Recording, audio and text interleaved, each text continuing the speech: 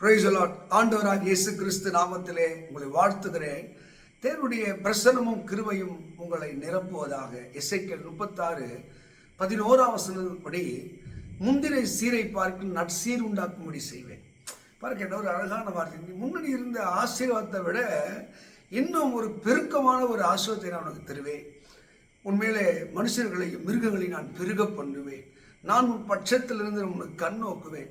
ஏன்னா ஒரு அழகான ஆண்டவர் பாருங்க, அவரை நம்பினவர்களை தேடினவர்களை அவருக்காக காத்திருக்கிறவர்களுக்கு சொல்கிற வார்த்தை, முந்திர ஆசீர்வாதத்தை விட முந்திர சீரை விட நற்சீர் விளங்கும்படி செய்வேன். இந்த யாருக்கு இந்த அற்புதம் செய்கிறார்? நீங்க சங்கீதம் 144 சங்கீதம் 15 வசனப்படி இந்த சீரை பெற்ற ஜனம் பாக்கியமுள்ள ஜனம். யார் அந்த சீர்? கர்த்தரை தெய்வமாக கொண்ட ஜனம். நிறைய பேருக்கு பல தெய்வங்களை வணங்குகிறார்கள், வழிபடுகிறார்கள். ஆனால் என் ஆண்டவராக இயேசுவை தெய்வமாக இரட்சகராக வழிபடுகிறவர்களுக்கு சொல்லுகிற வாக்குத்தத்தங்கள் நற்சீர் உண்டாகும்படியாய் இதுவரைக்கும் இல்லாத ஒரு உயர்வை மேன்மை நான் உனக்கு தருவேன் என்று வாக்கு பண்ணுகிறார். அருமையானவர்களே, நீங்கள் எந்த நிலைமையில் இருந்தாலும் உங்களுடைய வாழ்வில் கஷ்டங்களை கண்ணீர்களை மாற்றக்கூடிய ஒரு தெய்வம் தான் ஆண்டவராக இயேசு கிறிஸ்து. அவர் நிபந்தனை இல்லாதவர், எதிர்பார்ப்பு இல்லாதவர். யாரெல்லாம் வருந்தி தாழ்த்தி அவரை அழைக்கிறார்களோ, அவரை தெய்வமாய் தன் வழிபடுகிறார்களோ, அவரை உண்மையான இடத்தில் வைத்து நம்புகிறார்களோ, அவர்களுக்கு சொல்றார், நான் நற்சீர் உண்டாகும்படியாய் செய்வேன். பாருங்க, கர்த்தரை தெய்வமாய் கொண்ட ஜனம் வாக்கியம் உள்ள ஜனம். அவர்கள் மிருக ஜீவன்களை பெருக பண்ணுவேன். கையில் வருமானங்களை ஆசிப்பேன். நான் அவர் பட்சமாக இருந்து நான் அவர்களை கண்ணோக்குவேன்.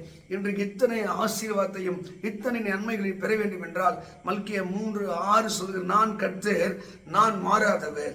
யாக்கோபின் வம்சத்தாரே, நீங்கள் நிர்மூலமாவதில்லை. அந்த மாறாத இறைவன் என்ன சொல்லுகிறார்? வருத்தப்பட்டு பாரம் சுமக்கிறவர்கள் எல்லா இடத்திலே வாருங்கள், நான் உங்களுக்கு இளைப்பார் தருவேன். இப்போது இருக்கிறதை பார்க்கிறோம் 1000 மடங்கு உன் தேவனாய் கர்த்தர் உன்னை நன்மை உண்டாகும்படி உன்னை ஆசீர்வதிப்பார். சொன்னதை அவர் செய்கிற வரைக்கும் உங்களை கைவிடுவதில்லை. அருமையானவர்களே, அதுக்கு சின்ன ஒரு எளிதான ஒரே ஒரு வழிதான். அவரை நீங்கள் உங்கள் உள்ளத்திலே தெய்வமாக ஆண்டவராக ஏற்றுக்கொண்டு பாருங்கள். ஒருவேளை உங்கள் பேரும் புகழும் மங்கி போயிருக்கலாம், உங்களுடைய ஆசீர்வாதங்கள் குறைந்து போயிருக்கலாம், உங்களுடைய சரீரத்திலே சுகம் இல்லாமல் போயிருக்கலாம். அவரை தெய்வமாய் கொண்ட ஜனங்கள் யாராக இருந்தாலும் அவர்களுடைய சீரை நற்சீர் உண்டாகும்படியாக செய்வார். உன் பட்சத்தில் இருந்து நான் கண்ணோக்குவேன். மனுஷர்களையும் மிருகங்களையும் நான் பெருக பண்ணுவேன். ஒருவேளை நீங்க தனித்தாளா இருக்கலாம், உனக்குள்ள தொழில் இல்லாமல் இருக்கலாம், வருமானம் இல்லாமல் இருக்கலாம். அவரை வழிபட்டு பாருங்கள். உபாகம் 28:12 சொல்கிறது, நல்ல பொக்கிஷ சாலையாக வானத்தை நான் திறப்பேன். ஆண்டவர் வானத்தை திறக்கும் போது, அதிசயமான காரியங்களை செய்யும் போது ஆண்டவர் பாருங்க, அந்த நீ கடன் கொடுப்பாய், நீ கடன் வாங்காதிருப்பாய். நல்ல பொக்கிஷங்க வானம் மழை பெய்ய ஆரம்பிக்கும், தொழில் பெருக ஆரம்பிக்கும், நீ கையோடு வேலையிலே ஒரு ஆசீர்வாதம் உண்டாகும். கர்த்தரை தெய்வமாய் கொண்ட ஜனங்களை அவர் ஆசிரித்திருக்கிறார். ஏழ்மைகளை மாற்றுகிறார், தரித்திரங்களை மாற்றுகிறார். திருமணம் ஆகவில்லையா, பிள்ளை இல்லையா, அப்படிப்பட்ட சௌக்கியத்தை தருகிறவராயிருக்கிறார்.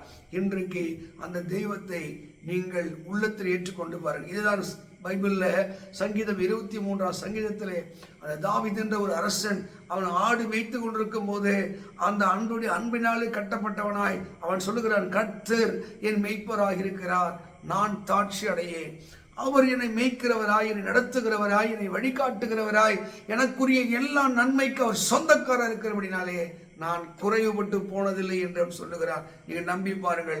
என் பாத்திரம் நிரம்பி வழிகிறது. அவங்க சொல்ற, என் பாத்திரம் நிரம்பி வழிகிறது, என்னுடைய சமாதானம் நிரம்பி வழிகிறது என்று சொல்லக்கூடிய அளவுக்கு அவன் தன்னுடைய வாழ்வில் நடந்த நன்மைகளை சொல்லுகிறான். கர்த்தருடைய வீட்டிலே நான் நீடித்த நாட்களாக நிலைத்திருப்பேன். அப்படி நன்மையும் கிருபையினை தொடரும் என்று சொல்லுகிற அந்த அனுபவம் எப்போ வந்தது? கர்த்தரை அவன் முதன்மையான இடத்திலே வைத்தான், மேன்மையான இடத்திலே வைத்தான்.